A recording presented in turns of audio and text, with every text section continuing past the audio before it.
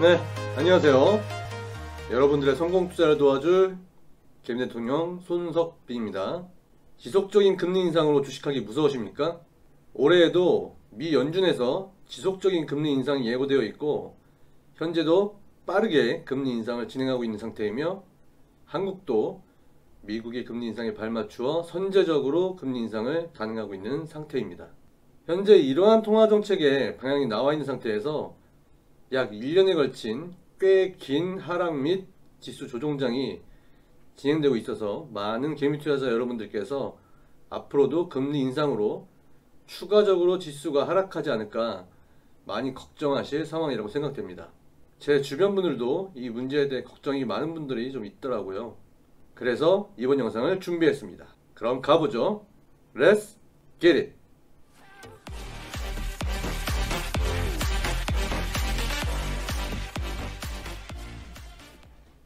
자, 먼저 여러분들은 왜 금리 인상이 주식의 하락을 상기시키는지 아셔야 합니다. 간단하게 말씀드려보죠. 금리를 올림으로써 시중 통화량을 억제시켜 전체적으로 금융시장의 과열을 방지하는 개념이라고 생각하시면 되겠습니다. 또한 금리 인상이 되면 일정 시간 동안 보다 안전하게 올라간 금리만큼의 수익을 얻을 수 있습니다.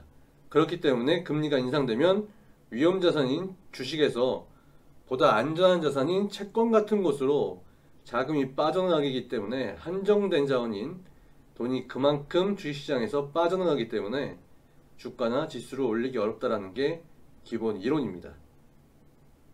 하지만 과연 그럴까요? 결론만 말씀드리면 과거 금리 인상 시기에서 한정된 짧은 기간만 빼고는 거의 대부분 증시는 상승했습니다. 덧붙여서 금리 인상을 할 수 있다는 것은 증시가 금리 인상을 하더라도 하락 없이 버텨줄 수 있다고 믿기에 진행을 하는 것입니다. 만약 증시가 버텨주지 못하는 상황이라면 금리 인상 또한 지속되지 못하기 때문에 금리 인상으로 주가가 지속적으로 하락할 것이라는 걱정은 하지 않으셔도 됩니다. 먼저 제가 정리한 데이터를 근거로 한 차트를 보면서 얘기를 이어가 보도록 하겠습니다.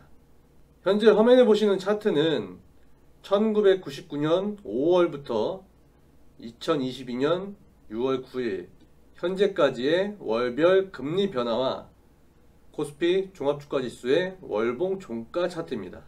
현재는 이런 류의 비교 데이터를 제공하는 곳이 없어서 제가 직접 만들어서 개미 투자자 여러분들께 조금이나마 도움이 되고자 만들어 봤습니다. 자, 좌측에는 금리 수치가 표기되고 금리는 파란 선으로 그려져 있습니다. 우측에는 코스피 종합주가지수 수치가 표기되고 주황색 선으로 그려져 있습니다. 일단 이렇게만 보면 구분이 어렵기 때문에 지속적으로 금리를 인상한 구간만 따로 표기해서 보겠습니다. 자, 약 23년간 3차례 정도 지속적으로 금리를 인상한 구간이 존재하는데 두 번은 금리 인상과 지수 상승이 동시에 진행이 되었고 한 번은 금리 인상과 지수가 하락한 모습을 보여줍니다. 앞에 나온 두 번의 경우에는 금리가 인상하면서 주가가 같이 상승한 모습이고 마지막에 나온 모습은 금리가 인상하면 지수가 하락했던 케이스인데 표본의 수가 너무 적긴 하지만은 현재까지 본 데이터로는 금리 인상이 주가 하락과 밀접한 연관성이 있다고 보기는 어려운 상황입니다. 자, 그럼 다른 관점으로 현재 주식시장이 과거의 언제 시점과 비슷한가를 찾아보자면 제 주관으로는 9개의 변수로 인해 영향을 받아 시장이 한번 폭락장을 겪으면서 금리 인하를 실시하였고 이후 지수가 회복되면서 금리 인상을 지속적으로 진행한 시기, 보시는 차트에서는 두 번째 박스가 표시된 부분과 비슷한 시기에 있다고 저는 보여집니다. 물론 완벽하게 동일하지는 않은 상황이긴 합니다만 이 시점인데 미국발 금융위기로 인해서 시장 폭락이 한번 크게 나왔었고 그러면서 금리 인하를 단행한 이후에 지수가 올라오면서 다시 금리 인상을 했던 이 시기입니다. 마찬가지로 우리나라도 코로나로 인해서 주가가 크게 떨어지면서 금리 인하를 시켰고, 그 이후에 주가가 상승한 이후에는 금리 인상을 지속적으로 단행한 모습. 자, 이 시점에도 일정 기간 금리를 올리다가 이후에는 금리를 인하하는 모습이 진행되는데, 이 타이밍이죠. 금리를 올리고 난 이후에 금리를 인하하는. 미 연준에서 올해 말 이후에는 금리 인하도 염두에 두고 있다고 하니 향후에는 이와 비슷한 모습으로 좀 진행될 것으로 저는 예상하고 있습니다. 자, 그러면 이 시점에도 금리가 인상한 이후에 금리 인하를 진행을 했는데, 이 시점에 우리나라 국내 시장은 박스권 장세를 이어갔습니다. 자, 그럼 번외로 지속적인 금리 하락 구간에는 지수가 올랐는지 떨어졌는지 한번 살펴보겠습니다.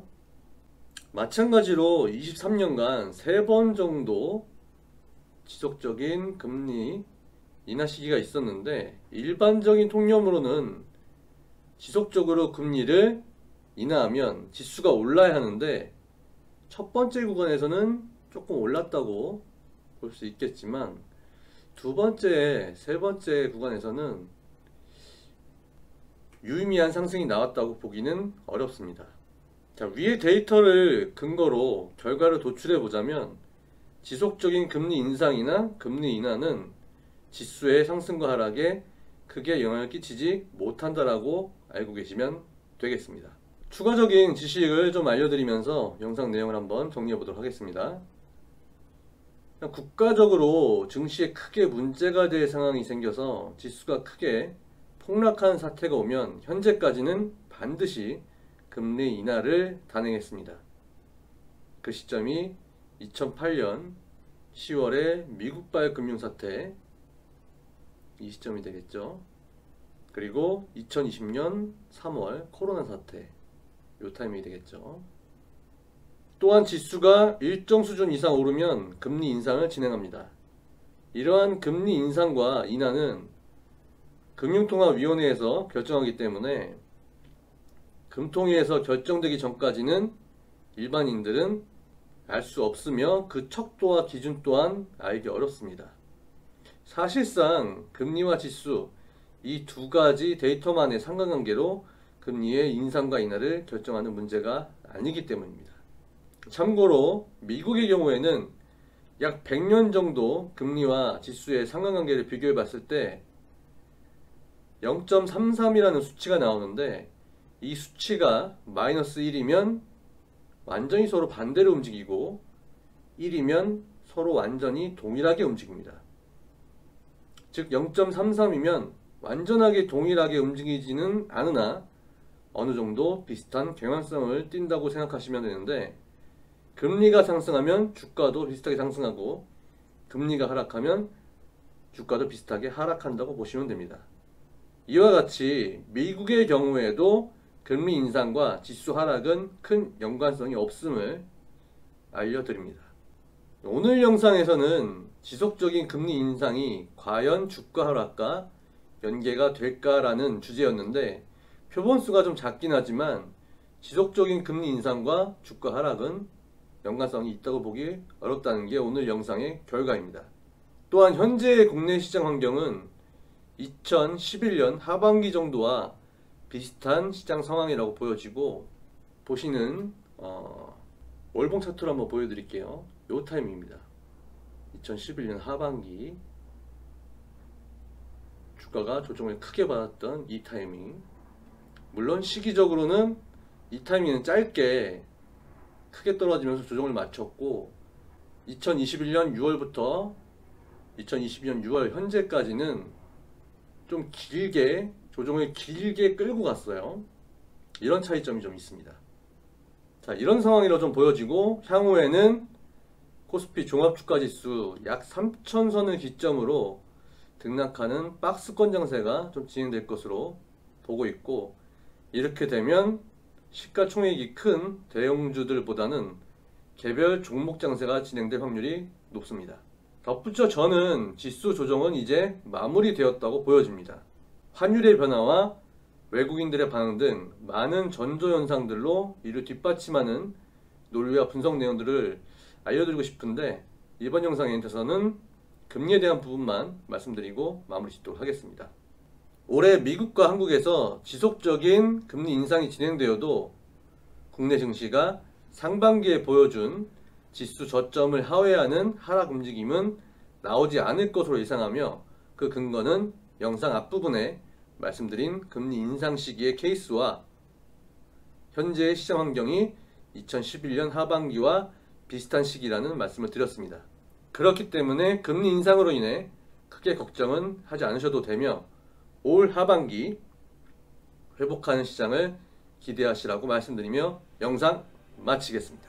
자, 그럼 여기까지 여러분들의 성공 투자를 도와줄 김일순영 손석빈이었습니다. 다음에는 더 좋은 내용으로 찾아뵙도록 하겠습니다. 구독, 좋아요, 알람 설정하시면 여러분의 주식 투자에 큰 도움이 되실 겁니다.